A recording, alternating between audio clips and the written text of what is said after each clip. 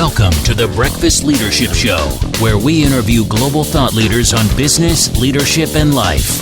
Here's your host, keynote speaker, best-selling author, and chief burnout officer of the Breakfast Leadership Network, Michael Levitt.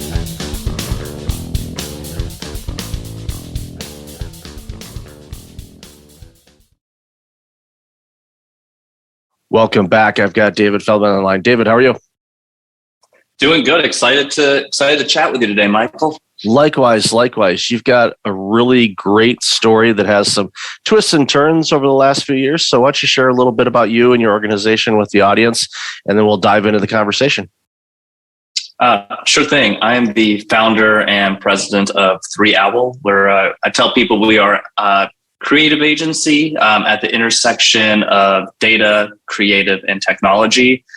So I'd say our central offering is web development, app development, but also bringing in a lot of systems. So custom online ordering platforms, API integrations, figuring out how we can save our clients operational hours through great tech.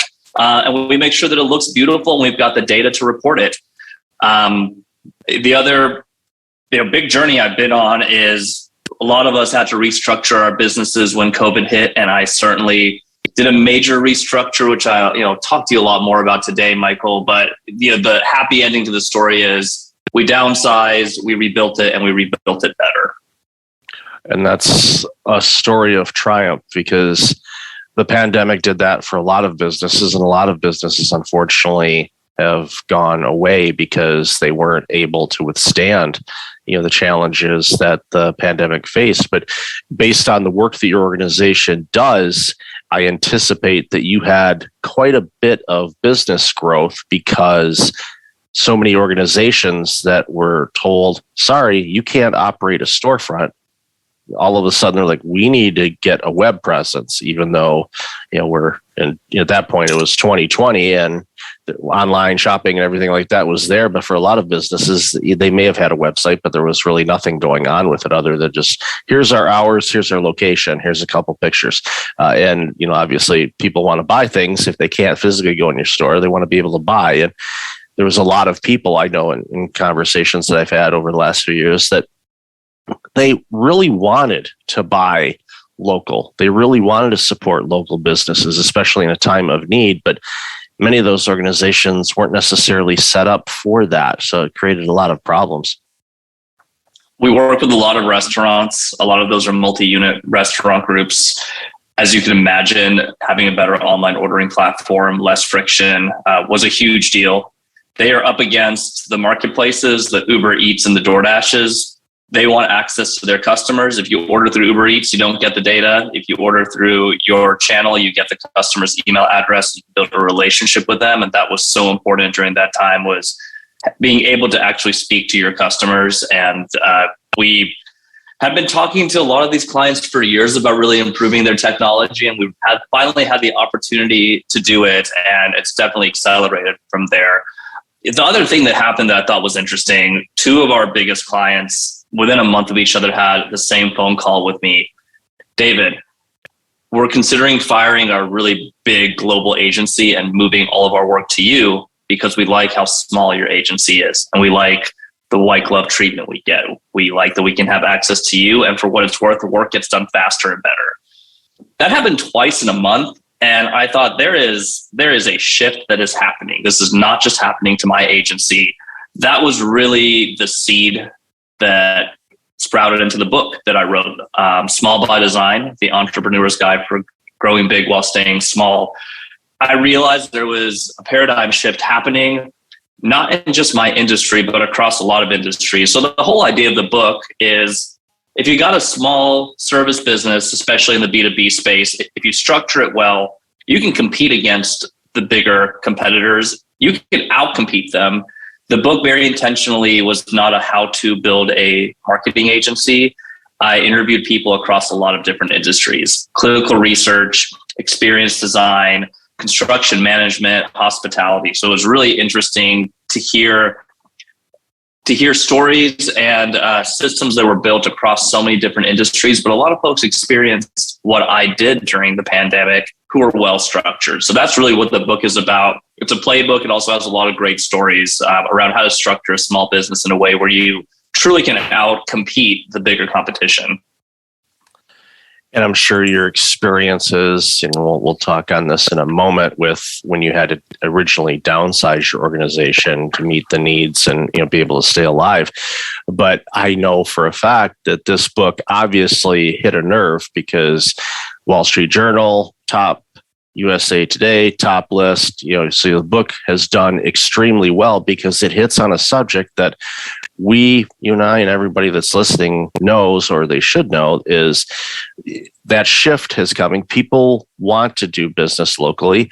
If we go back generations, that's what everybody did. We went into town on the weekend and we went to the stores up and down Main Street and we bought everything we needed, from groceries to clothing to books to whatever else people were buying. They weren't buying Nintendo Switches or anything like that back then, but they were probably playing board games or toys or things like that. And that was up and down Main Street. And you knew the owners, they knew you. And there's a desire. And I think one of the things that the pandemic brought to light, among many things, was our desperate need for interaction with each other. A deeper connection than what we were dealing with before. Social media is awesome. I mean, there's a great way to get information. Hopefully it's truthful, but that's another story and another conversation. But it's a great tool. But I find social media has made things somewhat antisocial in how we interact with some people. So having those true, meaningful connections, knowing the waitress's name at a local restaurant by the first name, to understanding a store. I'm fortunate enough, I live really close to a mall, so it's really within walking distance for me. So I'm in there frequently buying different things. Now, some of them are big stores, but some of them are local independent organizations, and they recognize me because I'm in there frequenting a lot. And I like that because I'm helping them out. They're helping out the community. They're helping me out. They're giving me a product or service that I want. And the money's staying in our community. And I think everybody wanted to do that. And of course, the work that you did, especially with the restaurants and everybody else that you worked on, was so important. So again, congratulations on the book, by the way, but also I know it hit a nerve, and I know people are going, okay, this is something that I can do, because going against the big boys a lot, it's the old biblical David and Goliath kind of story. It's like, well, you can take out the big boys just by being nimble, give you access to you. If you're going, and I'm not going to mention any big marketing names, if you're a client, the likelihood of you talking to the CEO of that organization is extremely slim unless you are dropping some significant money. And even then, that may not be a given. In this situation, depending on the size of your client's budget, it doesn't matter. They're going to have access to you if they need to. And that's what people love. They love that access, and they like to know the people they're working with. Yeah, they do. We got an RFP like a month ago from a really big organization. One of the questions in there was, outline the times that we'll get to talk to leadership. And my leadership team and I looked at that and thought, wait, when you work with a bigger organization, you'll have your 2 or 3 scheduled meetings with leadership. You can talk to leadership whenever you want. We're not that big of a company. You're going to have leadership deeply involved in your project. So I think one reason that especially that first few months of the pandemic, we didn't lose a single client is that people weren't just working with 3 Owl. They were working with David and with Brandon and with Christian and people on our team who they knew and they loved.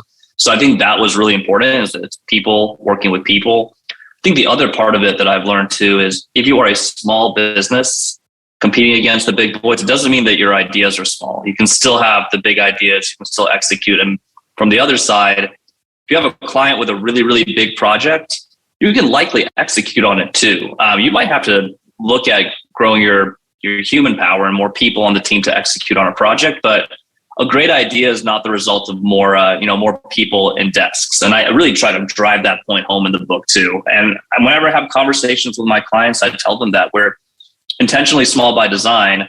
That in no way limits our ideas. Our ideas are going to be big, if not bigger than the larger competition. And that's the thing.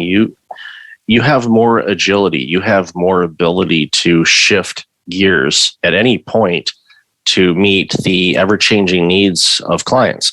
One of the things that I talked to people about over the last couple of years when everyone was trying to figure out how to work Zoom and remote meetings and where are we going to work? When can we work together again? How is this all going to work? Is I kept hammering home, keep talking with your clients. Ask them what they need from you right now. Because if you make something and you deliver something to your client on a monthly basis, doesn't matter what it is, product or service, and that's been going on, check in with them. Do you still need this? Do you need to adjust the quantity? Do you need something completely different? Do you need this? What else do you need? And those organizations that took that advice, it would come back and they would say, you know what, that was brilliant. And all of a sudden we helped that customer kind of navigate through a challenging situation where they didn't have to lay people off, or they minimized the number of layoffs and they were able to retool, and they did the same thing for the clients that they served. So it had this really positive ripple effect that I really didn't think about at first. So just talk with your clients, but your clients have clients too. And it just kind of created this mindset of, let's check in with the customer. What do they need from us right now? And that's something you can do all the time. You don't have to wait for a pandemic for it. That's actually something that makes a lot of sense. And again, your organization and organizations that are like your size that can do that easier, because the big organizations love them. They employ a lot of people. They provide a lot of services, but they can't. That's a big boat, and you can't turn that on a dime. It takes a lot of effort to even steer it a little bit differently, where a smaller organization can pivot. You get a big project, like, okay, we're going to need an extra 10 people. You go contract 10 people that are in the industry, you bring them on, they do the work, bang up job, everybody loves it, your business grows, and everybody's happy. And that gives you that flexibility, where sometimes the big companies have to have meetings and meetings and meetings to determine, okay, where can we do this? It's like, it's already in your head, because you never lose that entrepreneurial spirit when you are a smaller organization. I love what you said about just talk to your clients. And as simple as that is, there's no better way to, one, it's great for client retention, but more importantly, if you're having ongoing dialogue with your clients and you are an expert in a certain field, you're going to find ways to help them grow their business. And I always tell my team, if we can bring something, when we know something the client doesn't know, and we bring it to the table, we make them look good. We make our digital marketing, VPs of digital marketing look awesome, because we come to them with an idea and say, we have listened. We are hearing your pain points, or we're hearing what your vision is. Here's something that just came out that we should try out. Here's a list of ideas that we have. I do that all the time. And sometimes they'll just say, hey, like, not in budget this year. We love this idea. More importantly, thank you for listening to us. And that's what really keeps you around, is thinking about your client beyond just the scope of the project. If it's truly, here's the scope, get it done, check off the box, it becomes so much more transactional, which is a much less sticky relationship compared to, I know that when I talk to David or his leadership, they're going to say, we just tried something else out with another client. It worked really well. Let's try this out with y'all. We're excited about it. They look really good in front of their boss. It is our job to make our clients look like superstars in front of their leadership. So when you are a smaller team, take advantage of that too. There's no better business development to do than within your own client base. And once you develop a relationship where they know you can execute, I start to see our clients give us first right of refusal on stuff that we don't even do. And sometimes I'll say, I'm sorry, like, we don't do PR. Thank you for asking us to do your PR. I know you love working with us. Here's a reference or a referral. But sometimes there's work that's right in our wheelhouse, and they always come to you first because they just like working with you. They like the people that they get to work with. They know you'll execute. They'll know you'll level their idea up. So I'm totally with you there, Michael. That's number one way to keep your business strong. And again, it's always an opportunity too. And it sounds like your organization is amazing at this, where that PR request came in. You say, oh, that's not something we do. If you constantly are getting that request, then it's something to consider, saying, okay, what would benefit the organization and our clients if we had this offering? What would be the investment cost? What would be the opportunity cost? Not the cost of necessarily growing the business, but would this take away from us? And my family, father, grandfather, great grandfather, all worked for a big auto sector organization outside of Detroit. I won't mention their name because they're not a sponsorship, but it rhymes with GM. Anyway, GM historically has had this issue of trying to be the be all and end all to everything. In the 80s, they had DirecTV. They were buying all these different things, and the quality of their cars were just dropping because they lost their focus. And it sounds like your organization is very diligent on, okay, we're getting a lot of these requests. Do we want to add this, or do we want to continue to refer to our PR, colleagues that are really good at this, and you vet with them, and you can work out a referral agreement if you want. That all works out great for two. But ultimately, and this is a problem I see with a lot of entrepreneurs. It doesn't matter what business they're in. They look at everything, go, yeah, I could do that. And you're like, okay, if you're saying yes to this, what are you saying no to? And it's a daily question you have to ask as an entrepreneur. And when you do that and you stay true to what you're really good at, you don't have to worry about business. Business is going to come to you, and it's obviously done that for you. I remember in the very early stages of my career, I said yes to almost everything. I don't regret it because I learned what I like to do. I learned what different offerings can connect and become an offering based. I've also, because I did a lot of them, I can speak to a photographer or a web developer, at least with some knowledge because I've done it before. I think early on, it's okay to say yes to more if you're trying to figure out exactly what you want to do, at least in my experience. I'm grateful I did that. Though I totally agree with you, Michael, once you have a more mature business, saying yes to something because it might add to your top line, it might totally not add to your bottom line because of the number of hours you'll have to build in new processes, onboard somebody new. It is so much easier for us to build a complex online ordering platform compared to getting, for example, a social media client. We'd have to build out the systems around it. We'd have to find the people. Ultimately, what we learned during the pandemic was if we have really good systems, if we can just plug a client into a process that we have built, we can execute really well. If we have a brand new offering where we have to build out the system, you're kind of building a system in parallel with doing the project. You're messing up. You're not as efficient. So we do have a really great referral network. And I have folks that I've referred to now for 5, 6, 7 years who send me work as well. They're partner agencies. I take that really seriously. I don't like saying no to people who reach out to us. It's the other part about being small. We're small, but we're not cheap.